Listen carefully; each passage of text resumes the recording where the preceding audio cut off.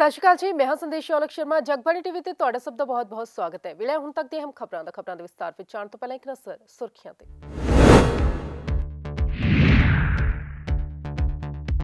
Election commission ਨੇ ਕੀਤੇ 3 ਵੱਡੇ ਐਲਾਨ। ਸੀਐਮ ਚੰਨੀ ਦੇ ਕਾਰਜਕਾਲ ਨੂੰ ਲੈ ਕੇ ਵੀ ਕਹੀ ਗੱਲ।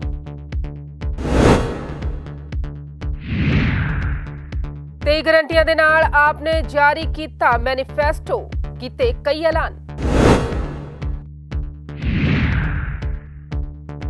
ਤੇ बैंक सुधार विधेयक के खिलाफ बैंक कर्मियों का विरोध प्रदर्शन जारी। ਤੇ ਹੁਣ ਖਬਰਾਂ ਵਿਸਤਾਰ ਨਾਲ। ਖਬਰਾਂ ਦੀ ਸ਼ੁਰੂਆਤ ਦੇ ਵਿੱਚ ਸਭ ਤੋਂ ਪਹਿਲਾਂ ਗੱਲ ਕਰਦੇ ਹਾਂ ਪੰਜਾਬ ਦੀਆਂ ਵਿਧਾਨ ਸਭਾ ਚੋਣਾਂ ਦੀਆਂ। ਪੰਜਾਬ ਦੀ ਵਿਧਾਨ ਸਭਾ ਚੋਣਾਂ ਹੋਣ ਜਾ ਰਹੀਆਂ ਨੇ, ਜਿਸ ਦੀਆਂ ਤਿਆਰੀਆਂ ਜ਼ੋਰਾਂ ਸ਼ੋਰਾਂ ਦੇ ਨਾਲ ਚੱਲ ਰਹੀਆਂ ਨੇ। ਉਧਰ ਇਲੈਕਸ਼ਨ ਕਮਿਸ਼ਨ ਵੱਲੋਂ ਵੀ ਇਹਨਾਂ ਚੋਣਾਂ ਨੂੰ ਲੈ ਕੇ ਵੱਡੇ ਐਲਾਨ ਕੀਤੇ ਗਏ ਤੇ ਨਾਲੋਂ ਨਾਲ ਮੁੱਖ ਮੰਤਰੀ ਚੰਨੀ ਦੇ ਬਾਰੇ ਵਿੱਚ ਵੀ ਗੱਲ ਕੀਤੀ ਗਈ। ਪੰਜਾਬ ਸਣੇ 5 ਰਾਜਾਂ ਵਿੱਚ ਜਲਦ ਹੀ ਚੋਣਾਂ ਦਾ ਬਿਗੁਲ ਵੱਜਣ ਜਾ ਰਿਹਾ ਹੈ। ਵੀਰਵਾਰ ਨੂੰ ਇਲੈਕਸ਼ਨ ਕਮਿਸ਼ਨ ਨੇ ਕਿਹਾ ਹੈ ਕਿ ਪੰਜਾਬ ਵਿੱਚ ਮੌਜੂਦਾ ਸਰਕਾਰ ਦਾ ਕਾਰਜਕਾਲ 27 ਮਾਰਚ 2022 ਨੂੰ ਸਮਾਪਤ ਹੋ ਰਿਹਾ ਹੈ।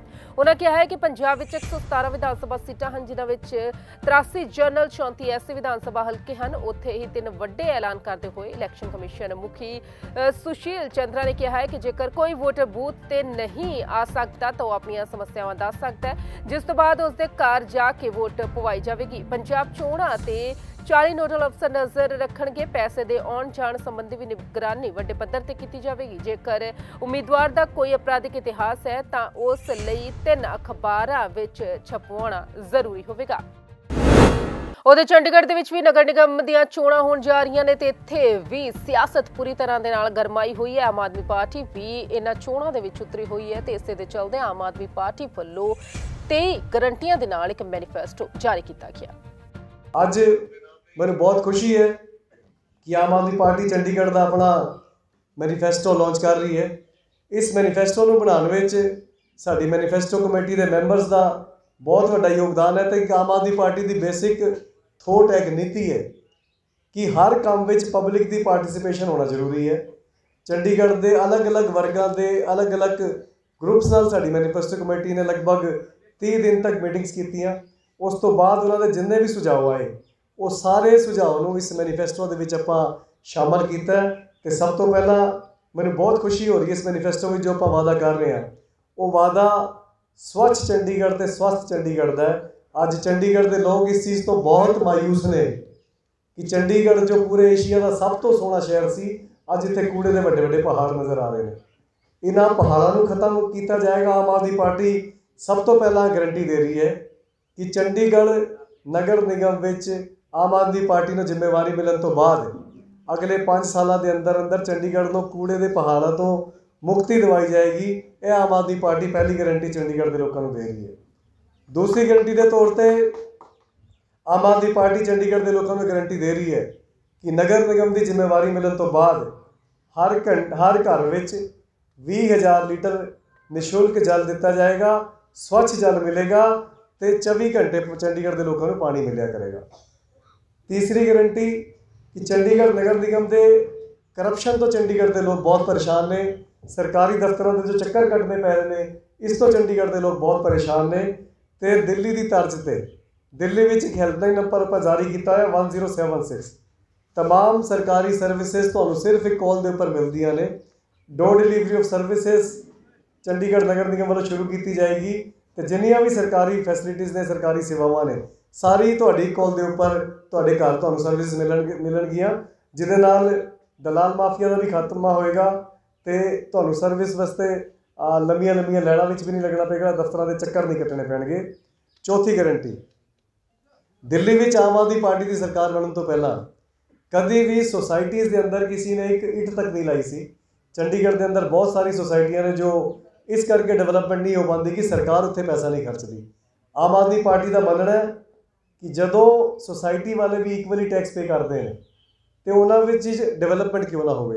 आम आदमी पार्टी को नगर निगम की सेवा मिलने तो बाद जिन्नियां भी चंडीगढ़ की सोसाइटीज़ ने उन्होंने नगर निगम वो चंडीगढ़ की सड़कों को होर ज़्यादा शानदार बनाती है। सारी सड़कों को खड्डा मुक्त किया जाएगा, कितने टोए नहीं होंगे तो सारी सड़कों के उत्ते साइकिल ट्रैक बनाए जाएंगे। 9वीं गारंटी, स्पोर्ट्स को लैके बहुत ज़्यादा लोगों में उत्साह होंदा पर कई बार फैसिलिटीज़ ना होने करके बंदा नहीं कर पाता। ਤੇ ਦਿੱਲੀ ਵਿੱਚ ਆਪਾਂ ਜੋ ਪਬਲਿਕ ਪਾਰਕਸ ਨੇ ਇਹਨਾਂ ਦੇ ਅੰਦਰ ਸਪੋਰਟਸ ਦੀ ਫੈਸਿਲਿਟੀਜ਼ ਦਿੱਤੀਆਂ ਨੇ, ਉਸੇ ਤਰ੍ਹਾਂ ਤੇ ਚੰਡੀਗੜ੍ਹ ਦੇ ਅੰਦਰ ਵੀ ਚੰਡੀਗੜ੍ਹ ਦੇ ਪਾਰਕਾਂ ਦੇ ਅੰਦਰ ਬੈਡਮਿੰਟਨ ਹੋ ਗਈ ਜਾਂ ਜਿਸ ਗੇਮ ਦੀ ਜਿਹੜੇ ਪਾਰਕ ਵਿੱਚ ਫਿਜ਼ੀਬਿਲਿਟੀ ਬਣਦੀ ਹੈ ਉਹ ਸਾਰੀ ਗੇਮਸ ਉੱਥੇ ਪ੍ਰੋਵਾਈਡ ਕਰਾਈ ਜਾਣਗੀਆਂ। ਇਸ ਤੋਂ ਬਾਅਦ ਮੈਂ ਵੇਖਦਾ ਕਿ ਚੰਡੀਗੜ੍ਹ ਦੇ ਲੋਕ ਇਨਵਾਇਰਨਮੈਂਟ ਨੂੰ ਲੈ ਕੇ ਬਹੁਤ ਜ਼ਿਆਦਾ ਸੰਜੀਦਾ ਨੇ ਤੇ ਕਿਤੇ ਨਾ ਕਿਤੇ ਇਨਵਾਇਰਨਮੈਂਟ ਦੇ ਜੋ ਨੁਕਸਾਨ ਹੋਇਆ ਹੈ, ਜੋ ਚੰਡੀਗੜ੍ਹ ਦਾ ਗ੍ਰੀਨ ਕਵਰ ਵਧਾਇਆ ਜਾਣਾ ਚਾਹੀਦਾ ਸੀ ਉਹਨਾਂ ਨਹੀਂ ਵਧਾਇਆ। ਚੰਡੀਗੜ੍ਹ ਆਪਣੇ ਪੇੜਾਂ ਕਰਕੇ, ਆਪਣੀ ਹਰਿਆਲੀ ਕਰਕੇ ਬਹੁਤ ਜ਼ਿਆਦਾ ਫੇਮਸ ਸੀ ਤੇ ਪਰਿਆਵਰਨ ਨੂੰ ਹੋਰ ਜ਼ਿਆਦਾ ਬਿਹਤਰ ਬਣਾਉਣ ਵਾਸਤੇ ਬਹੁਤ ਸਾਰੇ ਕੰਮ ਕੀਤੇ ਜਾਣਗੇ। ਡਿਟੇਲ ਆਪਾਂ ਮੈਨੀਫੈਸਟੋ 'ਚ ਹੁਣ ਫਿਰ ਤੋਂ ਡਿਸਕਸ ਕਰ ਲਾਂਗੇ। ਇਸ ਤੋਂ ਬਾਅਦ 11ਵੀਂ ਗਰੰਟੀ ਸੁਵਿਧਾਜਨਕ व ਪ੍ਰਦੂਸ਼ਣ ਮੁਕਤ ਪਬਲਿਕ ਟਰਾਂਸਪੋਰਟ। ਜਿੱਦਾਂ ਦਿੱਲੀ ਵਿੱਚ ਆਪਾਂ ਜਿੰਨੇ ਵੀ ਪਬਲਿਕ ਟਰਾਂਸਪੋਰਟ ਹੈ ਸਾਰੀਆਂ ਵਿੱਚ ਆਪਾਂ ਇਲੈਕਟ੍ਰਿਕ ਵਹੀਕਲਸ ਲੈ ਕੇ ਆ ਗਏ ਹਾਂ। ਪਬਲਿਕ ਟਰਾਂਸਪੋਰਟ ਨੂੰ ਦਿੱਲੀ ਵਿੱਚ ਲਾਸਟ ਮਾਈਲ ਕਨੈਕਟੀਵਿਟੀ ਵਾਸਤੇ ਆਪਾਂ ਬਹੁਤ ਸਾਰੀ ਸਰਵਿਸਿਜ਼ ਸ਼ੁਰੂ ਕੀਤੀਆਂ ਨੇ, ਉਸ ਤਰੀਕੇ ਨਾਲ ਚੰਡੀਗੜ੍ਹ ਵਿੱਚ ਵੀ ਸ਼ੁਰੂ ਕੀਤੀ ਜਾਣਗੀਆਂ। ਅਗਲਾ ਪੁਆਇੰਟ 12ਵੀਂ ਗਰੰਟੀ ਹੈ ਮਜ਼ਬੂਤ ਸੁਰੱਖਿਆ ਮਹਿਲਾ ਰੱਖਿਆ। ਮੈਂ ਤੁਹਾਨੂੰ ਦੱਸਣਾ ਚਾਹੁੰਦਾ, ਜੇ ਆਪਾਂ CCTV ਦੀ ਗੱਲ ਕਰੀਏ ਤਾਂ ਦਿੱਲੀ ਦੁਨੀਆ ਦਾ ਨੰਬਰ 1 ਸ਼ਹਿਰ ਬਣ ਗਿਆ CCTV ਕੈਮਰੇ ਦੇ ਮਾਮਲੇ 'ਚ। ਦਿੱਲੀ ਵਿੱਚ ਲਗਭਗ ਪਰ ਮਾਈਲ 2000 CCTV ਕੈਮਰੇ ਨੇ ਜੋ ਕਿ ਪੂਰੀ ਦੁਨੀਆ ਵਿੱਚ ਸਭ ਤੋਂ ਜ਼ਿਆਦਾ ਨੇ। ਇਸ ਤਰੀਕੇ ਚੰਡੀਗੜ੍ਹ ਵਿੱਚ ਵੀ ਆਪਾਂ ਦੇਖਦੇ ਹਾਂ ਵੱਡੀ ਸੜਕਾਂ 'ਤੇ ਲੱਗੇ ਨੇ, ਪਰ ਜਿਹੜੇ ਅੰਦਰ ਕਲੋਨੀਆਂ ਨੇ, ਛੋਟੀ ਕਲੋਨੀਆਂ ਨੇ, ਸਲਮਸ ਨੇ, ਹਾਂ ਸਿਰਫ ਚੰਦਰਮੁਖੀ ਜੀ ਦੱਸ ਰਹੇ ਨੇ ਕਿ ਉਹ ਕੈਮਰੇ ਉਹਨਾਂ ਦਾ ਕੰਮ ਸਿਰਫ ਤੁਹਾਡੇ ਚਲਾਨ ਕਰਨਾ ਹੈਗਾ, ਨਾ ਕਿ ਸਿਕਿਉਰਿਟੀ ਉਹਦੇ ਨਾਲ ਕੁਝ ਹੋ ਰਹੀ ਹੈ। ਤੇ ਪੂਰੇ ਚੰਡੀਗੜ੍ਹ ਵਿੱਚ ਗਲੀ ਗਲੀ ਵਿੱਚ ਚੱਪੇ ਚੱਪੇ ਵਿੱਚ CCTV ਕੈਮਰਾ ਲਗਾਏ ਜਾਣਗੇ। ਉਸ ਤੋਂ ਬਾਅਦ ਜਿਹੜੀ ਸਰਕਾਰੀ ਬੱਸਾਂ ਨੇ ਉਹਦੇ ਵਿੱਚ ਮਾਰਸ਼ਲਸ ਤੋਂ ਲੈ ਕੇ ਵੂਮਨ ਸਿਕਿਉਰਿਟੀ ਵਾਸਤੇ CCTV ਕੈਮਰੇ ਤੋਂ ਲੈ ਕੇ ਪੈਨਿਕ ਬਟਨ ਤੱਕ ਲਵਾਏ ਜਾਣਗੇ। 13ਵੀਂ ਗਰੰਟੀ ਰਿਣ ਨਾ ਕਿ ਜਾਤੀ ਧਰਮ ਦੇ ਨਾਂ 'ਤੇ, ਨਾ ਕਿ ਲੋਕਾਂ ਦੇ ਵਿੱਚ ਸੰਪਰਦਾਇਕਤਾ ਫੈਲਾ ਕੇ, ਨਾ ਕਿ ਇਹ ਕਹਿ ਕੇ ਜੀ ਇੱਕ ਮੌਕਾ ਹੋਰ ਦੇ ਦਿਓ ਜੀ, ਪਿਛਲੀ ਵਾਰ ਨਹੀਂ ਕਰ ਪਾਏ ਇਸ ਵਾਰ ਕਰ ਦਾਂਗੇ। ਬੈਂਕ ਸੁਧਾਰ ਵਿਧੇਇਕ 2021 ਜਾਰੀ ਕੀਤਾ ਗਿਆ ਸੀ, ਜਿਸ ਦਾ ਵਿਰੋਧ ਦੇਸ਼ ਭਰ ਦੇ ਬੈਂਕ ਕਰਮੀਆਂ ਵੱਲੋਂ ਕੀਤਾ ਗਿਆ ਤੇ ਇਸੇ ਵਿਰੋਧ ਦੇ ਚੱਲਦਿਆਂ ਹਾਲੇ ਵੀ ਇਹਨਾਂ ਦਾ ਵਿਰੋਧ ਪ੍ਰਦਰਸ਼ਨ ਜਾਰੀ ਹੈ ਤੇ ਇਸ ਦਾ ਰੰਗ ਚੰਡੀਗੜ੍ਹ ਦੇ ਵਿੱਚ ਵੀ ਸਾਫ਼ ਦੇਖਣ ਨੂੰ ਮਿਲਿਆ।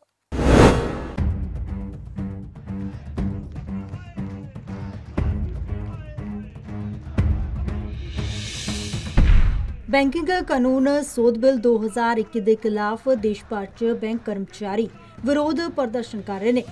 ਇਸ ਦੇ ਚੱਲਦੇ 16 ਤੇ 17 ਦਸੰਬਰ ਨੂੰ ਹੜਤਾਲ ਦਾ ਆਹਵਾਨ ਵੀ ਕੀਤਾ ਗਿਆ।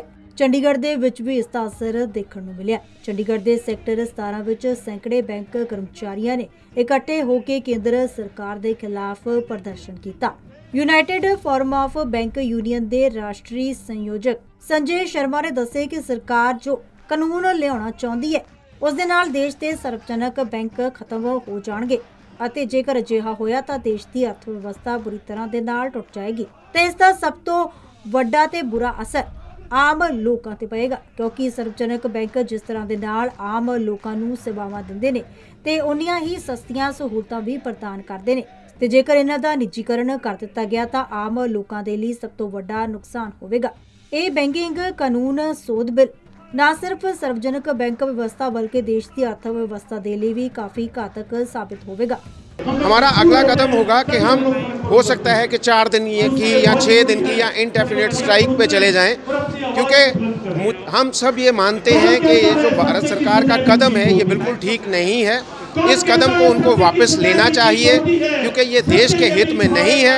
पब्लिक सेक्टर बैंक्स बहुत बड़ी सेवा इस देश की कर रहे हैं और बहुत बड़ी एम्प्लॉयमेंट भी वो प्रोवाइड कर रहे हैं, और अगर भारत सरकार ने ये बिल पेश किया और इसको पास करवाया तो हम अपना एजिटेशन जो है और इंटेंसिफाई करेंगे। अकेला यही नहीं है, जब जब भी संकट चाहे भारत में आए हैं, कभी भी फाइनेंशियल कुछ भी कंसर्न्स रहे हैं, या भारत सरकार ने अपनी गरीबों के लिए जितनी भी पॉलिसीज़ हैं या अनएम्प्लॉयड यूथ के लिए जितने भी लोन्स देने हैं या मुद्रा लोन है या डीमोनेटाइजेशन जो इतनी बड़ी एक्सरसाइज थी, उसमें सबसे बड़ा रोल जो था वो पब्लिक सेक्टर बैंकों का ही रहा है। ਉੱਥੇ ਹੀ ਬੈਂਕਾਂ ਦੀ 2 ਦਿਨ ਦੀ ਹੜਤਾਲ ਦੇ ਕਾਰਨ ਜੋ ਲੋਕ ਬੈਂਕ ਆਪਣੇ ਕਿਸੇ ਕੰਮਕਾਜ ਦੇ ਲਈ ਆਏ ਹੋਏ ਸਨ ਉਹਨਾਂ ਨੂੰ ਕਾਫੀ ਪਰੇਸ਼ਾਨੀ ਦਾ ਸਾਹਮਣਾ ਕਰਨਾ ਪੈ ਰਿਹਾ। ਉਹਨਾਂ ਦਾ ਕਹਿਣਾ ਸੀ ਕਿ ਉਹਨਾਂ ਨੂੰ ਨਹੀਂ ਪਤਾ ਸੀ ਕਿ ਬੈਂਕਾਂ ਦੀ ਹੜਤਾਲ ਚੱਲ ਰਹੀ ਹੈ, ਨਹੀਂ ਤਾਂ ਉਹ ਨਾ ਹੀ ਆਉਂਦੇ। ਉੱਥੇ ਹੀ ਦੂਜੇ ਪਾਸੇ ਕਈ ਲੋਕਾਂ ਨੂੰ ਆਪਣੇ ਜ਼ਰੂਰੀ ਕੰਮ ਦੇ ਲਈ ਪੈਸੇ ਵੀ ਕਢਵਾਉਣੇ ਸਨ। ਕਿਸੇ ਦੇ ਘਰ ਵਿੱਚ ਵਿਆਹ ਰੱਖਿਆ ਹੋਇਆ ਸੀ ਤੇ ਕਿਸੇ ਨੂੰ ਐਮਰਜੈਂਸੀ ਦੇ ਲਈ ਕੈਸ਼ ਵੀ ਚਾਹੀਦਾ ਸੀ, ਪਰ ਉਹਨਾਂ ਨੂੰ ਨਿਰਾਸ਼ ਹੋ ਕੇ ਵਾਪਸ ਪਰਤਣਾ ਪਿਆ ਤੇ ਜਿਸ ਦੇ ਚੱਲਦੇ ਉਹ ਕਾਫੀ ਨਿਰਾਸ਼ ਦਿਖਾਈ ਦਿੱਤੇ। ਤੁਹਾਨੂੰ ਦੱਸ ਦਈਏ ਕਿ ਨਿੱਜੀਕਰਨ ਦੇ ਖਿਲਾਫ ਬੈਂਕਾਂ ਦੀ ਹੜਤਾਲ ਕੱਲ੍ਹ ਯਾਨੀ ਕਿ ਸ਼ੁੱਕਰਵਾਰ ਨੂੰ ਵੀ ਜਾਰੀ ਰਹੇਗੀ। ਜਗਬਾਣੀ ਟੀਵੀ ਦੇ ਲਈ ਚੰਡੀਗੜ੍ਹ ਤੋਂ ਭਗਵਤ ਸਿੰਘ ਦੀ ਰਿਪੋਰਟ। ਪੰਜਾਬ ਵਿਧਾਨ ਸਭਾ ਚੋਣਾਂ ਨੂੰ ਲੈ ਕੇ ਪੰਜਾਬ ਕਾਂਗਰਸ ਜ਼ੋਰਾਂ ਸ਼ੋਰਾਂ ਤੇ ਤਿਆਰੀਆਂ ਕਰ ਰਹੀ ਹੈ। ਬੀਤੇ ਦਿਨੇ ਵੀ ਪੰਜਾਬ ਕੈਂਪੇਨ ਕਮੇਟੀ ਦੀ ਬੈਠਕ ਹੋਈ ਸੀ, ਜਿਸ ਦੇ ਵਿੱਚ ਸੁਨੀਲ ਜਾਖੜ ਤੇ ਨਵਜੋਤ ਸਿੰਘ ਸਿੱਧੂ ਦੋਹੇ ਮੌਜੂਦ ਸੀ ਤੇ ਅੱਜ ਫਿਰ ਇਹ ਬੈਠਕ ਹੋਈ। ਬੈਠਕ ਤੋਂ ਪਹਿਲਾਂ ਨਵਜੋਤ ਸਿੰਘ ਸਿੱਧੂ ਪੱਤਰਕਾਰਾਂ ਦੇ ਮੁਖਾਤਿਬ ਹੋਏ ਤੇ ਕਈ ਗੱਲਾਂ ਕੀਤੀਆਂ। ਉਦੋਂ ਹੀ ਖੜੇ ਪੈਰ ਵਾਪਸ ਦੇ ਸੀ। ਤੁਸੀਂ ਦੇਖਿਆ ਹੋਣਾ ਟਮਾਟਰ 5 ਰੁਪਏ ਦੇਣਾ ਪੈਂਦਾ ਕਿਉਂਕਿ ਪੈਰਿਸ਼ੇਬਲ ਕਮੋਡਿਟੀ ਹੈ। ਉਸੇ ਦਿਨ ਸ਼ਾਮ ਨੂੰ 25 ਦਾ ਵਿਕਦਾ ਤੇ 6 ਮਹੀਨਿਆਂ ਬਾਅਦ ਕਿਸਾਨ ਨੇ ਜਦੋਂ ਲੈਣਾ ਤੇ ਉਹ 60 ਦਾ ਲੈਂਦਾ, ਅਸੀਂ ਉਹਨੂੰ ਰਿਵਰਸ ਕਰ ਦਿੰਦੇ। ਇਹ ਪੰਜਾਬ ਮਾਡਲ ਦੀਆਂ ਝਲਕੀਆਂ ਨੇ।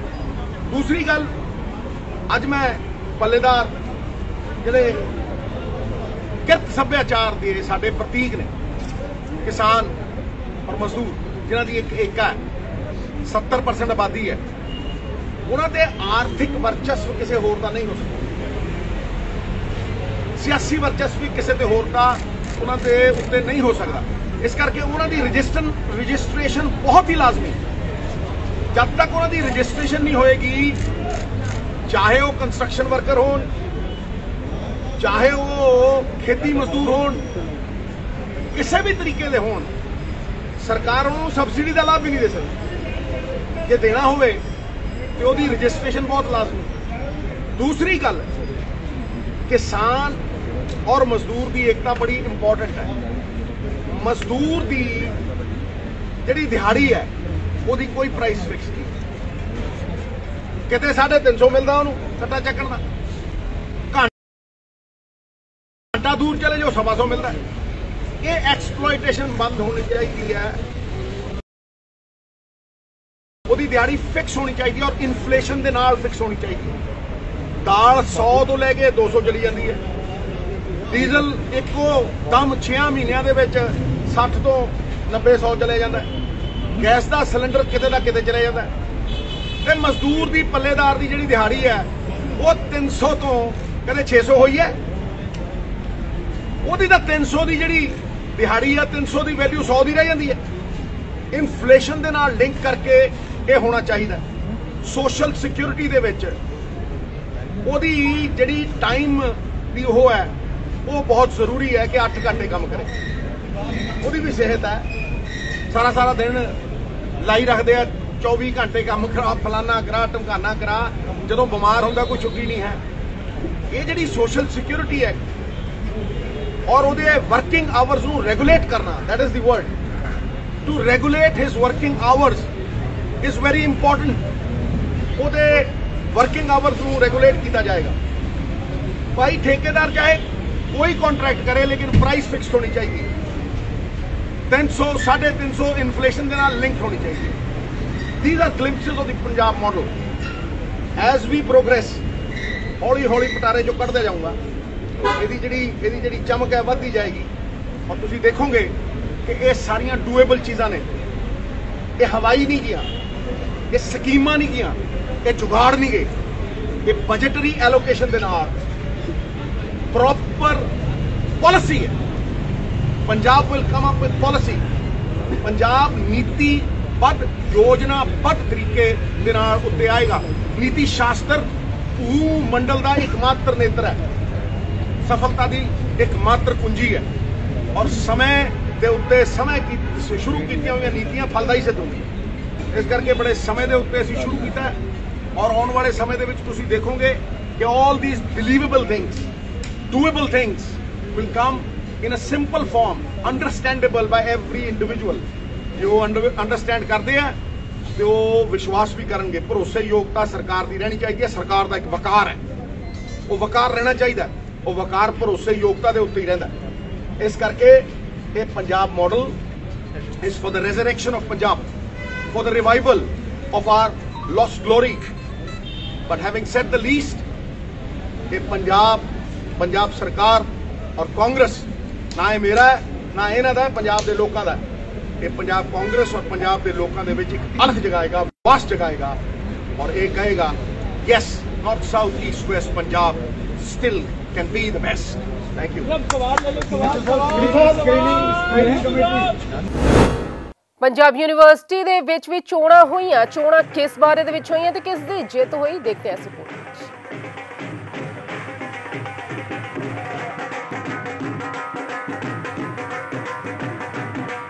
ਇਹ Punjab university 11 technical staff association ਦੇ ਇਲੈਕਸ਼ਨ ਹੋਏ ਆ ਕੱਲ, ਜਿਹਦੇ ਵਿੱਚ ਮੇਰੀ ਸਾਰੀ ਟੀਮ 13 ਤੋਂ 11 ਬੰਦੇ ਅਨਅਪੋਜ਼ਡ ਪਹਿਲੇ ਆ ਗਏ ਸੀਗੇ। 2 ਬੰਦਿਆਂ ਦੇ ਉੱਪਰ ਇਲੈਕਸ਼ਨ ਹੋਇਆ ਕਿ ਆਫਿਸ ਬੇਰਰ ਦਾ, ਜਿਹੜੇ ਕਿ ਬੜੇ ਭਾਰੀ ਮਾਰਜਨ ਤੇ ਅਸੀਂ ਜਿੱਤੇ ਹੈ, ਕਿਉਂਕਿ ਲੋਕਾਂ ਦੇ ਅਸੀਂ ਜਿਹੜੇ ਹੈ 2018 ਤੋਂ ਅਸੀਂ ਕੰਟੀਨਿਊ ਜਿੱਤਦੇ ਆ ਰਹੇ ਹਾਂ ਤੇ ਚੌਥਾ ਸਾਲ ਸਾਡਾ ਚੱਲ ਰਿਹਾ ਹੈ ਤੇ ਕੰਮ ਬੜੇ ਅੱਛੇ ਅਸੀਂ ਲੋਕਾਂ ਦੇ ਕਰੇ ਹੋਏ ਹੈ। ਕਿਉਂਕਿ 8/16/24 ਇੱਕ ਸਾਡੀ ਪਾਲਿਸੀ ਸੀਗੀ, ਜਿਹਦੇ ਵਿੱਚ ਕੀ ਹੁੰਦਾ ਕਿ G2 ਤੇ G1 ਚ ਜਾਣੇ ਵਾਸਤੇ, ਗਰੁੱਪ 1 ਚ ਜਾਣੇ ਵਾਸਤੇ ਪੂਰੇ 8 ਸਾਲ ਲੱਗਦੇ ਸੀਗੇ।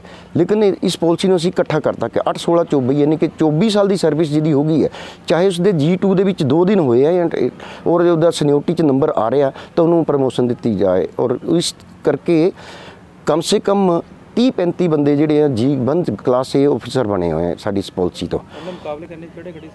ਮੇਰੇ ਦੇਖੋ ਜੀ, ਪ੍ਰੈਜ਼ੀਡੈਂਟ ਦੇ ਮੁਕਾਬਲੇ ਕੋਈ ਨਹੀਂ ਸੀਗਾ, ਸਿਰਫ ਸਾਡੇ 11 ਬੰਦੇ ਅਨਅਪੋਜ਼ਡ ਪਹਿਲੇ ਆ ਚੁੱਕੇ ਸੀਗੇ। ਸਿਰਫ ਇੱਕ ਵਾਈਸ ਪ੍ਰੈਜ਼ੀਡੈਂਟ ਔਰ ਟ੍ਰੈਜਰਰ ਦੇ ਮੁਕਾਬਲੇ 'ਚ ਉਹਨਾਂ ਦੇ ਬੰਦੇ ਖੜੇ ਸੀਗੇ, ਜਿਹਦੇ ਵਿੱਚ ਵਾਈਸ ਪ੍ਰੈਜ਼ੀਡੈਂਟ ਸਾਡੇ ਨੂੰ 198 ਵੋਟਾਂ ਪਈਆਂ ਔਰ ਉਹਨਾਂ ਦੇ ਵਾਈਸ ਪ੍ਰੈਜ਼ੀਡੈਂਟ ਨੂੰ 48 ਵੋਟਾਂ ਪਈਆਂ, ਜਦ ਕਿ ਸਾਡਾ ਵਾਈਸ ਪ੍ਰੈਜ਼ੀਡੈਂਟ ਮੋਹਨ ਸਿੰਘ ਹੈ ਔਰ ਟ੍ਰੈਜਰਰ ਸਾਡਾ ਜਿਹੜਾ ਹੈ ਉਹ ਰਾਜੇਸ਼ ਕੁਮਾਰ ਵਰਮਾ ਹੈ, ਇਹਨੂੰ 156 ਵੋਟਾਂ ਪਈਆਂ, ਜਦ कि अपोजिट पार्टी के बंदे 90 वोटां पईयां। नहीं, कंटिन्यू हम 4 सालों से जीतते आ रहे हैं। हमने बहुत सारे काम किए हैं, 4, 9, 14, 10, 20, 30 और काफ़ी हमारी सर्विस बुक जल गई थी, जो कि हमारी टीम ने टाइमली उन सब को काम करके दिया है। नहीं, यूनिवर्सिटी आग लग गई थी तो 2017 में तो बहुत सारी सर्विस बुक क्लर्कों की भी, नॉन टीचिंग काफ़ी लोगों की जल गई थी। अब हमारी प्रमोशनों का सबसे बड़ी प्रॉब्लम है सर, G1 से G4 से लेकर G1 तक हमारी प्रमोशनें हैं, तो कई डिपार्टमेंटों में है ही नहीं है,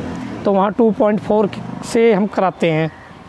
और पीछे हमारे प्रधान जी के रहते हुए लगभग 100 से ऊपर प्रमोशनें हुई हैं। सबसे हमारी टाइम बाउंड प्रमोशन पॉलिसी होनी चाहिए और कोई भी जहाँ पे नहीं है प्रमोशन वहाँ पे 6, 12, 18 करा के और उनको नेक्स्ट ग्रेड पे दिया जाए। उधर दिसंबर महीने के आधे विचकार जाके हुण ठंड का असर होर ज़्यादा दिखना शुरू हो गया है। ठंड वधदी ही जा रही है। उधर मौसम विभाग वालों कहा जा रहा है कि 18-19 दिसंबर तो बाद ठंड होर ज़्यादा होगी।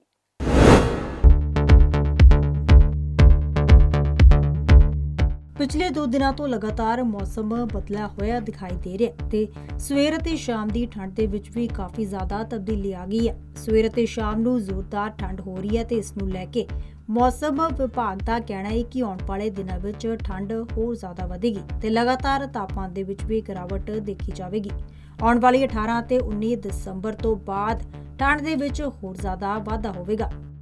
जो एंजॉय होता है वो अपनी जगह पे भी मतलब ज़्यादा एंजॉय कर पाता है, क्योंकि आजकल सर्दियों का सीज़न चल रहा है। लेकिन जैसे कि जो प्लेन के लोग होते हैं, जो अपने वो पहाड़ों की तरफ जो है वो काफ़ी रुख करते हैं, ख़ास करके जो जब उनको लगता है कि स्नोफॉल भी हो सकती है अपने हिमाचल प्रदेश में, जहाँ बाकी जो पहाड़ी इलाकों में।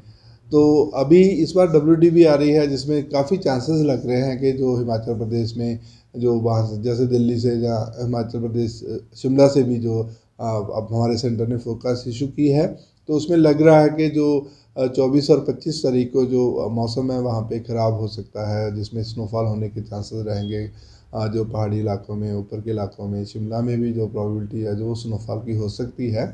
तो अगर जैसे वहाँ ट्रैवल करते हैं तो एक तो जो वहाँ का जो प्रशासन होता है उसके भी टच में रहें, क्योंकि कई बार वहाँ पे रोड्स ब्लॉक हो जाती हैं या ट्रैप हो जाते हैं। और अगर और जाते वक्त जो पूरे एहतियात बरतें, जैसे कि जो हिमाचल प्रदेश गवर्नमेंट है वो इंस्ट्रक्शन देती रहती है कि टूरिस्टों को जो है वो क्या करना चाहिए, आना है तो वो सारी इंस्ट्रक्शन फॉलो करके ही जाए, ताकि मतलब उनको कोई असुविधा ना हो। कभी कभी जैसे बच्चे भी साथ रहते हैं तो उनके लिए वार्म क्लोथ्स वगैरह जो है वो अपने प्रॉपर रखें। इस दे नाल नवें साल का आगाज़ भी होने वाला है ते नवें साल नूं मनाउण दे लई लोग पहाड़ां दा रुख करदे ने, पर ਜੇਕਰ ਤੁਸੀਂ ਵੀ ਨਵੇਂ ਸਾਲ ਤੇ ਪਹਾੜਾਂ ਦਾ ਰੁੱਖ ਕਰਨ ਦੇ ਬਾਰੇ ਸੋਚ ਰਹੇ ਹੋ ਤਾਂ ਜ਼ਰਾ ਸੰਭਲ ਕੇ, ਕਿਉਂਕਿ ਇਸ ਵਾਰ 24 ਅਤੇ 25 ਦਸੰਬਰ ਨੂੰ ਕਾਫੀ ਬਰਫ਼ਬਾਰੀ ਹੋਣ ਦੇ ਆਸਾਰ ਨੇ। ਮੌਸਮ ਵਿਭਾਗ ਦੇ ਨਿदेशक ਮਨਮੋਹਨ ਸਿੰਘ ਦਾ ਕਹਿਣਾ ਹੈ ਕਿ ਪਹਾੜੀ ਇਲਾਕਿਆਂ ਦੇ ਵਿੱਚ ਬਰਫ਼ਬਾਰੀ ਹੋਵੇਗੀ, ਜਿਸ ਦੇ ਨਾਲ ਮੈਦਾਨੀ ਇਲਾਕਿਆਂ ਦੇ ਵਿੱਚ ਵੀ ਠੰਡ ਵਧੇਗੀ। ਇਸ ਦੇ ਲਈ ਜੋ ਵੀ ਲੋਕ ਪਹਾੜੀ ਇਲਾਕਿਆਂ ਦੇ ਵਿੱਚ ਜਾ ਰਹੇ ਨੇ ਉਹ ਮੌਸਮ ਦਾ ਅਲਰਟ ਜ਼ਰੂਰ ਦੇਖਣ ਅਤੇ ਉਸ ਤੋਂ ਬਾਅਦ ਹੀ ਪਹਾੜੀ ਇਲਾਕੇ ਦੇ ਵਿੱਚ ਆਪਣਾ ਘੁੰਮਣ ਫਿਰਨ ਦਾ ਪਲਾਨ ਬਣਾਉਣ।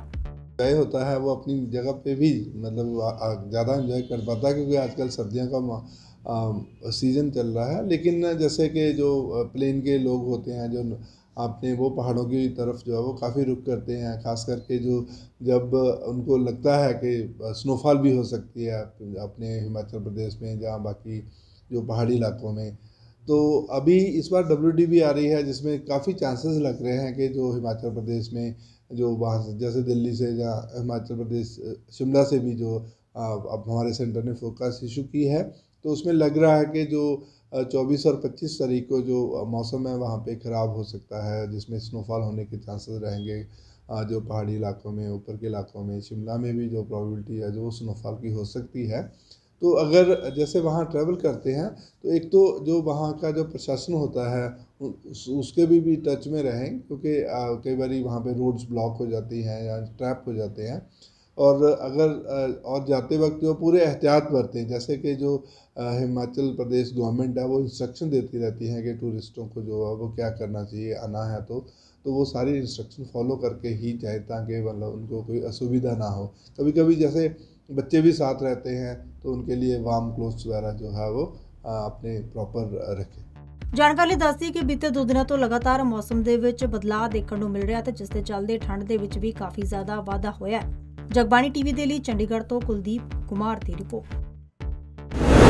ਤੇ ਨਾਲ ਹੀ ਤੁਹਾਨੂੰ ਦੱਸ ਦਿੰਦੇ ਹਾਂ ਕਿ ਅੱਜ ਦਾ ਤਾਪਮਾਨ ਕਿਸ ਤਰ੍ਹਾਂ ਦਾ ਰਿਹਾ। ਤਾਂ ਅੱਜ ਵੱਧ ਤੋਂ ਵੱਧ ਤਾਪਮਾਨ 21.2 ਡਿਗਰੀ ਸੈਲਸੀਅਸ ਤੇ ਘੱਟੋ ਘੱਟ ਤਾਪਮਾਨ 5.4 ਡਿਗਰੀ ਸੈਲਸੀਅਸ ਦਰਜ ਕੀਤਾ ਗਿਆ। ਤਾਂ ਅੱਜ ਦੇ ਇਸ ਬੁਲੇਟਿਨ ਦੇ ਵਿੱਚ ਬਸ ਇੰਨਾ ਹੀ, ਫਿਰ ਹੋਵੇਗੀ ਮੁਲਾਕਾਤ। ਸਤਿ ਸ਼੍ਰੀ ਅਕਾਲ।